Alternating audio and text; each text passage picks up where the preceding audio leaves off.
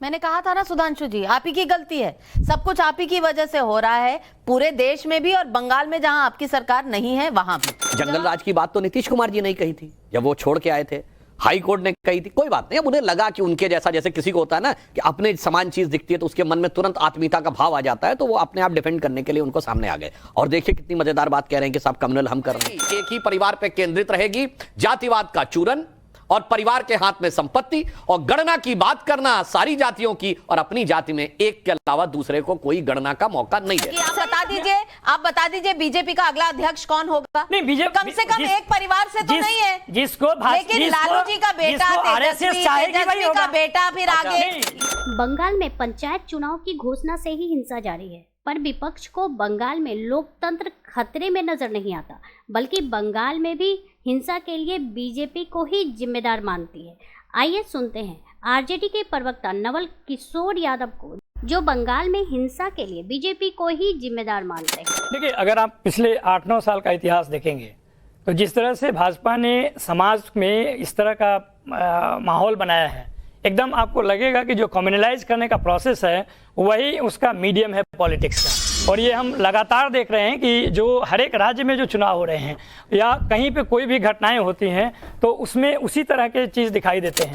ये जो बंगाल में हो रहा है उसके पीछे भी अगर आप उसको विश्लेषण करेंगे तो पता चलेगा कि बंगाल में भी भाजपा लगातार ये कोशिश कर रही है उस समाज को, उस राज्य को कम्युनल टेंशन में डालने के लिए। और ये कोई बड़ी बात नहीं है कि भाजपा को इसमें फ़ायदा होगा। उसको लगता है कि इसी तरह का अगर माहौल रहेगा, हिंदू मुसलमान जहाँ पे होंगे वहाँ पे फ़ायदा होगा, जहाँ पर ओबीसी के विद इन ओबीसी अगर कोई मामला आता है तो उन्हें फ़ायदा होगा। आप देखिए ना, ओबीसी के मुद्दे पर भी आपने बात कहा है, ओबीसी की गिनती की जब बात होती है तो भाजपा लगातार इसका विरोध कर रही है। और विरोध का भी जहाँ पे उनको फायदा दिखता है, जहाँ पर लगता है बिहार में कि हम ओबीसी का विरोध नहीं कर सकते हैं, वहाँ पे कहते हैं कि ओबीसी काउंटिंग होनी चाहिए। लेकिन देश में कास्ट सेंसस नहीं होना चाहिए। अगर समस्या है या अगर ओबीसी की अगर कोई समस्या है तो सबसे पहले उसकी पहचान तो होनी चाहिए। उस पहचान को करने में भी भाजपा राजनीति करती है, देश स्तर पे कुछ और बोलती है, राज्य में कुछ और बोलती है। मैंने कहा था ना सुधांशु जी, आप ही की गलती है, सब कुछ आप ही की वजह से हो रहा है, पूरे देश में भी और बंगाल में जहां आपकी सरकार नहीं है वहां भी। जवाब दीजिए। देखिए, नवल किशोर जी ने कहा बहुत स्वाभाविक है, ये तो उसी प्रवृत्ति के लोग हैं। ऐसा ही तो कुछ लालू प्रसाद यादव जी की जब एब्सोल्यूट मेजॉरिटी की सरकार होती थी यही दिखता था ना बिहार में। ऐसे ही बम, ऐसे ही कट्टे, ऐसे ही आगजनी, चुनाव के दौरान हिंसा, कई चरणों में चुनाव होते थे। और ऐसा ही बुलडोजर राज का वो किसने किया, आप वो भी बता दीजिए। आप बताइए, अमित शाह जी जब वहां पे चल रहा है अपने टर्न पे। और मैं ये कहना चाहता हूं, जंगल राज की बात तो नीतीश कुमार जी ने ही कही थी जब वो छोड़ के आए थे, हाई कोर्ट ने कही थी। कोई बात नहीं, अब उन्हें लगा कि उनके जैसा, जैसे किसी को होता है ना कि अपने समान चीज दिखती है तो उसके मन में तुरंत आत्मीयता का भाव आ जाता है, तो वो अपने आप डिफेंड करने के लिए उनको सामने आ गए। और देखिए कितनी मजेदार बात कह रहे हैं कि सब कम्युनल हम कर रहे हैं। 2011 के बाद पश्चिम बंगाल में 71 जातियां ओबीसी में जोड़ी गई हैं। 71 में 65 मुस्लिम हैं।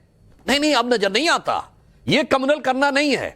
आप सोचिए, पिछड़ों का इतना बड़ा हिस्सा मार दिया जाए, 91% मुस्लिमों को हिस्सा मिल जाए पिछड़ों में, मगर इनको कोई समस्या नहीं होती। और यह जातिगत जनगणना की बात करते हैं तो मैं सिर्फ एक बात कहना चाहता हूं, स्वतंत्रता के बाद अंग्रेजों के जमाने तक जातिगत जनगणना होती थी। 1951 में जब पहली सेंसस हुई तो उस समय नेहरू जी का निर्णय था कि जातिगत जनगणना नहीं करेंगे, लोहिया जी भी साथ में थे। आज नवल किशोर जी कह दें लोहिया जी गलत थे, नेहरू जी गलत थे, सरदार पटेल गलत थे, और हम ये कहने को तैयार हैं। चलिए, अब मैं ये भी कहता हूं कि जो आप संख्या की बात करते हैं तो मैं ये कहना चाहता हूं, पिछड़ों की संख्या तो बताइए, पहले ये तो बता दीजिए कि आपने अपनी पार्टी में अन्य पिछड़ा वर्ग तो छोड़िए, अन्य जातियां छोड़िए, अपनी जाति में संख्या 1 से शुरू होती ना, एक व्यक्ति बताइए यादव समाज का जिसे या तो पार्टी का राष्ट्रीय अध्यक्ष बनाया हो या मुख्यमंत्री बनाया हो। ये प्रोफेसर हैं, इतने पढ़े लिखे योग्य हैं, मगर पार्टी का नेतृत्व नहीं हो सकता। संख्या 1 से 2 पे नहीं जाएगी, एक ही परिवार पे केंद्रित रहेगी जातिवाद का चूरन और परिवार के हाथ में संपत्ति, और गणना की बात करना सारी जातियों की और अपनी जाति में एक के अलावा दूसरे को कोई गणना का मौका नहीं देना। सही सवाल उठाया आपने, और यही सवाल मैं पूछना चाहती हूँ मानव जायसवाल से। जवाब तो देने दीजिए। नहीं, जवाब आपने बोला कि जवाब देना चाहिए। देखिए, सुधांशु त्रिवेदी जी बहुत अच्छे तरीके से अपनी बात रखते हैं, लेकिन ये भूल जाते हैं कि अगर परिवारवाद की आप बात करते हैं तो परिवार जो है वो तो भारतीय परंपरा में एक पवित्र संस्था है। लेकिन ये जो संघ परिवार है उसकी इच्छा के बगैर में बीजेपी में कोई मंत्री और प्रधानमंत्री बन सकता है क्या? ये आप बताइए, पूरे देश को बताइए कि इस भाजपा के पीछे जो संगठन खड़ी है उस संगठन का राजनीतिक और प्रजातांत्रिक योगदान क्या है? वो एक सरकार को अपने हिसाब से बताइए ना। ये सवाल तो बीजेपी कई बार पूछ चुकी है। आप बता दीजिए बीजेपी का अगला अध्यक्ष कौन होगा? नहीं, बीजेपी कम से कम एक परिवार से तो नहीं है लेकिन लालू जी का बेटा, तेजस्वी का बेटा, फिर आगे जिसको आरएसएस चाहेगी वही होगा।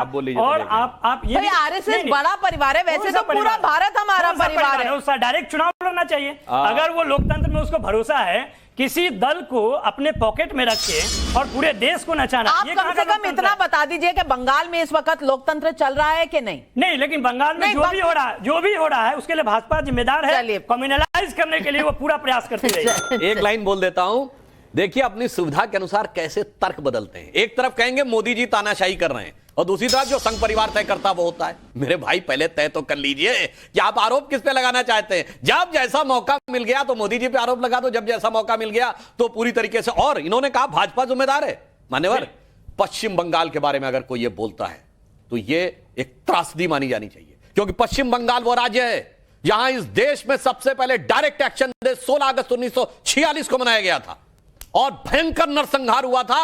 और उस समय तक भारत आजाद नहीं हुआ था, भारतीय जनता पार्टी, भारतीय जनसंघ का नामो निशान नहीं था। यह बताइए उस समय हिंसा किसने करवाई थी? मतलब ऐसा इतिहास बदल देते हैं कि साहब सारा सांप्रदायिकता के लिए ये जिम्मेदार है। और वो जहां पे डायरेक्ट एक्शन डे 1946 में कोलकाता से शुरू हुआ। पूरा भाजपा पूरा तंत्र लगा रहता है कि मुस्लिम ही यहां पर आतंकवाद है। मुस्लिम नाम होने का मतलब ये आतंकवाद है। भाजपा बता दे कि कहां से उसको सूचना है कि सारे आतंकवादी मुस्लिम ही हैं। ये तो पूरे चैनल का बयान नहीं ये हमारे नहीं चैनल का बयान। मैं कह रहा हूं कि पूरा मुस्लिम को बदनाम करने के लिए तो पूरा भाजपा का एक आईटी सेल लगा हुआ रहता है। वो बताए कि इस देश में जो लोग रह रहे हैं। एक लाइन जरूर कहना चाहूंगा, ये ममता बनर्जी जी ने जो बयान दिया था कि मुस्लिम रमजान में दंगा नहीं कर सकते, वो दिया था रामनवमी के संदर्भ में। मतलब रामनवमी पे हिंदू कर सकते, मुस्लिम नहीं कर सकते। तो मैं याद दिलाना चाहता हूं, जब ये पहला डायरेक्ट एक्शन डे मुस्लिम लीग ने मनाया था 16 अगस्त 1946, रोजे का दिन था। और ना पता हो तो बता दूं, 17वां रोजा था उस दिन। कुछ नहीं पता रहता है, आकर केवल बंगाल का व्यक्ति ये बोले कि रमजान में नहीं करते। और जो मैंने बोला है, मेरे सारे विरोधी लोग बैठे हैं, यदि गलत बात बोल रहा हूं तो आप मुझसे कहिए, मैं अपना शब्द वापस ले लूंगा। रमजान के दिन में डायरेक्ट एक्शन डे हुआ था। और कश्मीर में जो होता था, हमारी सेनाएं सीज फायर करती थी रमजान के समय में, मगर उधर से गोलियां चलती थी।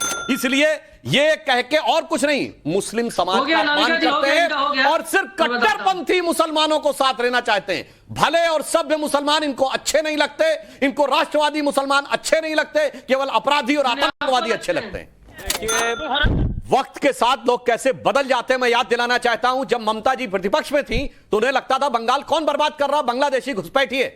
जब उन्होंने सोमनाथ चटर्जी जी के ऊपर फाइल फेंक दी थी, क्या आप डिस्कशन नहीं करा रहे हैं, ये बंगाल को बर्बाद कर रहे हैं। और सत्ता में आके बांग्लादेशी घुसपैठियों से स्नेह निमंत्रण हो गया और अब भाजपा के लोग बुरे लगने लगे। कैसे कैसे किरदार बदल लेते लोग। इसीलिए आज राजनीति में विश्वसनीयता का संकट है नेताओं के प्रति कि सत्ता मिल जाए, किसी भी कीमत पे मिल जाए, प्रदेश और देश बर्बाद हो जाए, कीमत पे मिल जाए, जो हम पहले कह रहे थे कुछ। और आज दुख की बात है, राम, यदि जो बंगाली में मुझे उतना समझ में नहीं आया, यदि राम और श्याम के साथ इन्होंने गुंडा जैसे शब्द का प्रयोग किया है तो निहायत ही आपत्तिजनक है और उन्हें इसे विड्रॉ करना चाहिए। और मैं यह भी कहता हूं विनम्रता और चुनौती के साथ, हैसियत नहीं है किसी दूसरे धर्म के बारे में, किसी के भगवान के बारे में नाम लेकर इस प्रकार से बोल के दिखा दें। बस यही दुर्भाग्य है कि कट्टरपंथी ताकतों को संतुष्ट करने के लिए देश ही नहीं, पार्टी ही नहीं, प्रधानमंत्री नहीं, भारत की महान संस्कृति का भी अपमान करना हो तो मुझे कोई गुरेज नहीं। राम श्याम और गुंडाদের কিছু গুন্ডাদাম এই চারটে পার্টি এক হয়ে রথ গিয়ে গিয়ে লাগাচ্ছে, তৃণমূল চুল করছে, তৃণমূল রাম চিমটি দিচ্ছে, তৃণমূল শাম চিমটি দিচ্ছে, তৃণমূল দে চিমটি দিচ্ছে।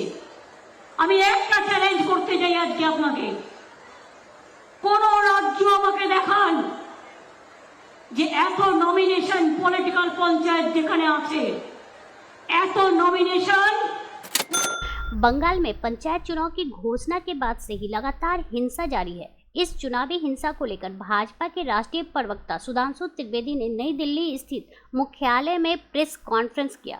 इस दौरान उन्होंने पश्चिम बंगाल के मुख्यमंत्री ममता बनर्जी पर जमकर निशाना साधा और विपक्षी दलों से भी सवाल किया कि क्या विपक्षी दलों को पश्चिम बंगाल में लोकतंत्र की कोई समस्या नजर नहीं आती। डॉक्टर सुधांशु त्रिवेदी ने कहा कि पश्चिम बंगाल के पंचायत चुनाव में जिस तरह के दृश्य नजर आ रहे हैं, हिंसा का जो तांडव दिखाई दे रहा है, यह कष्टकारक है। इससे भी अधिक दुखद है कि वहां की सरकार असंवेदनशील है। हमारे कार्यकर्ताओं पर प्राण घातक हमले हुए हैं। इस दौरान उन्होंने दक्षिण 24 परगना जिले के कुछ हिंसा का भी जिक्र किया। सुधांशु त्रिवेदी ने कहा कि मैं टीएमसी से यह कहना चाहता हूं कि यह हिंसा का जो खेल आप खेल रहे हैं, ऐसे ही कम्युनिस्ट सरकार करती थी। आज उनका हाल देख लीजिए। अटल जी की लिखी एक पंक्ति है कि चिंगारी का खेल बुरा होता है, औरों के घर में आग लगाने का सपना अपने घर में अक्सर खड़ा होता है। डॉक्टर त्रिवेदी ने कहा कि मैं समस्त विपक्षी दलों से पूछना चाहता हूं कि लोकतंत्र का हिंसा में घायल स्वरूप आज जो पश्चिम बंगाल में दिख रहा है, जो माँ माटी मानुष की बात करती थी, आज वह भारत माँ के विरुद्ध शक्तियाँ खड़ी हो रही हैं। माटी खून से सनी है और मनुष्यता पूरी तरह से व्यथित और कलंकित नजर आ रही है। उसको देखकर भी किसी विपक्षी दल को कोई समस्या नहीं नजर आ रही है। सुधांशु त्रिवेदी ने कहा कि जो लोग कहते हैं कि भारत में लोकतंत्र समाप्त हो गया है, मैं उनसे एक स्पष्ट प्रश्न पूछना चाहता हूं। मेरा सवाल है कि पश्चिम बंगाल में जिस स्तर पर हिंसा देखी जा रही है, वह क्या दर्शाती है? वह लोकतंत्र फल फूल रहा है या लुप्त हो रहा है? इस डिबेट को लेकर आपकी क्या राय है, हमें जरूर बताएं। हमारे साथ जुड़े रहने के लिए चैनल को लाइक एंड सब्सक्राइब करना ना भूलें।